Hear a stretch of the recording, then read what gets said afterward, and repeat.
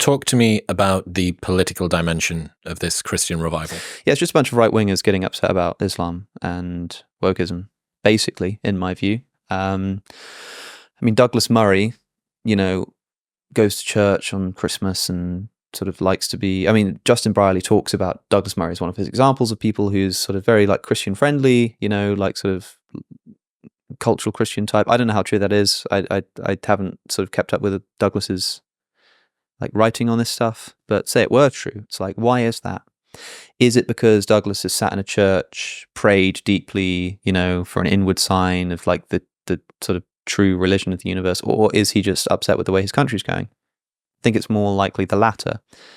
Konstantin Kisin recently called himself a cultural Christian in a video, and it was the same kind of thing. It's not a theological thing, He'll say, I'm an atheist, but I'm a cultural Christian. Russell Brand got baptized. But again, this is slightly different because he says he actually believes it, right? Or actually, I don't know. I haven't kept up with Russell Brand. I don't listen to him, but I presumably he'll actually believe in the resurrection of Jesus and stuff to have been actually baptized. So I think that where somebody has actually sort of developed a Christianity and a truth claim, I believe Jesus rose from the dead. I don't think that's just is that not Christian revival? Yeah, sure, that would be an actual Christian revival, but I don't think the thing that people are pointing to and saying, but look at this upswing, I don't think that's happening as much. I don't know. I don't know what the stats are on baptisms and stuff. Well, it wouldn't surprise me, if there's a non-zero number of people who start to look at the fruits. Sure. And it is possible to Ayan Hirsi Elliott and kind of go back up to the tree. Yeah. You think, well, yeah, it's gonna work both ways. Yeah, in a way, if you can't see the tree, you can just sort of start picking up the fruit and following the trail, and it will sort of lead you to discover the tree. For some people, for sure. And again, you're around the people, you're going to mass, you're going to service, these are your new friends, they're talking about it all the time, I've got to read this, I've got to study, but someone gifted me a study Bible, I know what this is. So I wasn't sure what your position on this was, whether you think that it's a upswing in utilitarian functional Christianity as opposition to certain movements that a number of people have got a problem with, or just conservatism wrapped in religious talking. So does it exist as a revival of conservatism with a new bow put on it, or in opposition to push back against other things that people are concerned about? That was where I wasn't sure. It's the conservatives who are pushing against this stuff, right? So new atheism. What's new about new atheism?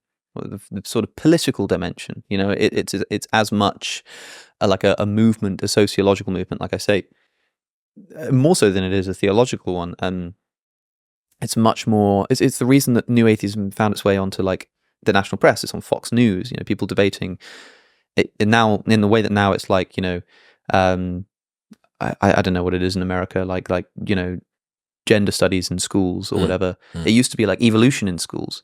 That's what you turn on the TV. In fact, imagine that, you would turn on the TV and you'd find your Tucker Carlsons and people just going on and on and on about evolution and God and religion and Christianity. It's amazing. It was doing exactly what the woke social justice stuff is doing now in that space. So that was sort of the new atheism thing sort of was this cultural phenomenon talking about politics, it did the theology stuff a little bit as well, but it was a social movement. And so, okay, what kind of social movement was it? Well, broadly speaking, it was left wing. It's an interesting subset of YouTube atheists who went on to be anti-SJW reactionary types, but broadly speaking, the atheist community that sprung up, Christopher Hitchens, the socialist, Richard Dawkins, very left-wing, more recently sort of gender critical and, suspicious of Islam, all that kind of stuff, which puts him more on the right. Same thing with Sam Harris, but these guys are traditionally left-wing people, right? And it's all very, Christian nationalism is suppressing gay rights and gay marriage and abortion and all of this kind of stuff and contraceptives and divorce laws and all of that, right? So new atheism is quite left-wing. So whatever space it creates culturally the people who are going to sort of say, we don't like this, we don't like what's happening, we want to react against that, are going to be conservatives. So like, in other words, it's like, it's both. I think it is in many ways a reaction against this vacuum, but the people who are reacting against that vacuum are going to be probably more or less conservatives. They used to call the Church of England was known as the Tory party at prayer. That's what they called them. the fact that nobody is now going to Church of England churches means that it feels like a sort of waste of a good label. And I think like the cultural Christianity movement could be called that, the Tory party at prayer. Not the Tory party, because the Tory party is probably about to cease to exist in England. Have you seen this? I think right now, as we're speaking, it's got to be about like, 2:30 or 2:45. Yeah, it'd be like right now. There's a 7-party debate happening on the BBC. Nigel Farage is currently stood at a podium, like probably shouting at a bunch of other people. And it's amazing. Like Reform UK are 2 points behind the Conservatives at the last poll I checked. I remember hearing that. Well, look, I mean, we're in store for either another sort of 1997 like super Labour success, or the actual sort of. It's like it's an existential moment, as Andrew Marr has put it, for the Conservative Party. It's sort of amazing to see. So maybe not the Tory party at prayer, but the English right, conservative people at prayer. At prayer, even if they don't know quite who they're praying to. Isn't it interesting though? One of the things I noticed since moving over to America is that there is no equivalent of the Christian right in the UK, or there wasn't. Right? That. You know what I mean? Bible Belty. Oh, yeah. Like, it's for God, it's country, it's patriotism, and the constellation of beliefs kind of right themselves. I mean, what religion? Well, what religion is our prime minister? And also, like, if you are like Keir Starmer, is he a Christian? I literally don't know. I have no idea. And if he was, I wouldn't know what kind of Christian he was. And also, I don't care, and nor does any of his party, and nor do any of the population. Like.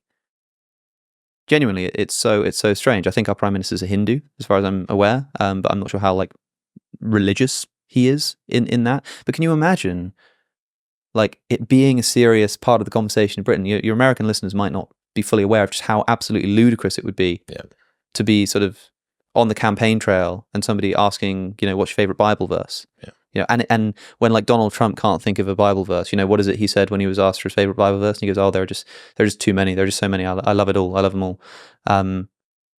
That's a bit of a scandal. It's like the leader of the Republican Party doesn't know his really favorite Bible verse. In the UK, it just doesn't. So exist not like that. salient. Yeah, and so maybe I think what people are sort of noticing is that the right in America is quite strong. Got a presence. Do you think that this could be a potential angle for a future British political party to tap into? I don't think they can tap into Christianity, at least not yet. I don't think it's nearly strong enough. But I think a lot of people in the UK are getting desperate because their country's going down the pan. There is no such thing as a sort of small c Conservative party, because the Tory party are too left-wing for the right-wingers and too right-wing for the left-wingers. That's why they're ceasing to exist. They've sort of fallen between two pews. And they're gonna possibly have to hang up the hat. So I think people in the UK are quite sort of, especially right wingers in the UK, are quite desperate. So like we don't have a movement, we don't have a home, we don't have a party that we can vote for. Like we don't have a way to get ourselves represented in Parliament. So what are we going to do? And they're sort of trying out different things. And one of these things is like, well, what if we all just become Christians again?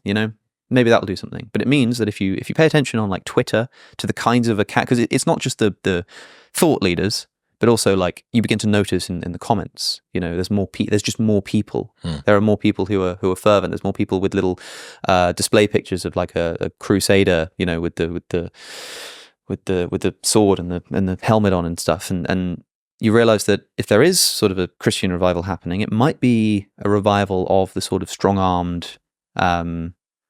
Like we're not going to take this kind of Christianity rather than the meek and mild. I've heard you talk about the difference between strong-arm Christianity and meek and mild Christianity. Is the reason for the is the reason for the strong-arm Christianity that this revival is coming in opposition to a bunch of things that seem quite aggressive, that seem quite militant, whether it be rising threat from China, Russia, Islam, gender ideology, wokeism, whatever?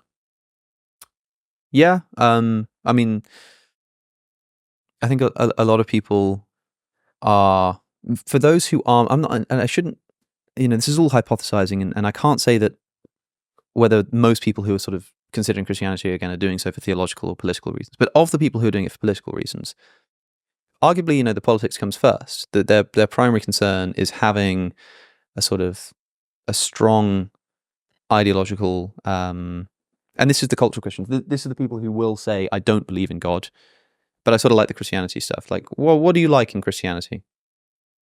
Well, for many of them, they say it gives them this sort of protective layer against these ideologies that they don't like, or the vacuum of no ideology. How does it give them a protective layer? Well, that's the question to ask, right? Like, and I'm kind of the wrong person to ask there because I'm not sort of part of this crew. But if you did ask them, I mean, I know it's a little bit vague and a little bit difficult to pin down, but to any extent that it does offer a protective layer against ideologies you don't like, it has to be a bit more strong-armed. It has to be defensive. It has to put up a shield, right? And so it really depends on who you ask, right? But let's just hypothesize for a moment. What is it that you get from utilitarian Christianity in opposition to secular liberalism? What does it provide you that you can't arrive at without the Christianity bit? Content. Secularism doesn't have content. Secularism is just like a sort of rule, a political rule that says that you're not allowed to let religion have any sort of any particular religion have any hand in political affairs. You just got to sort of have a hands-off approach to religion, right? It doesn't actually provide anything. It's not a worldview.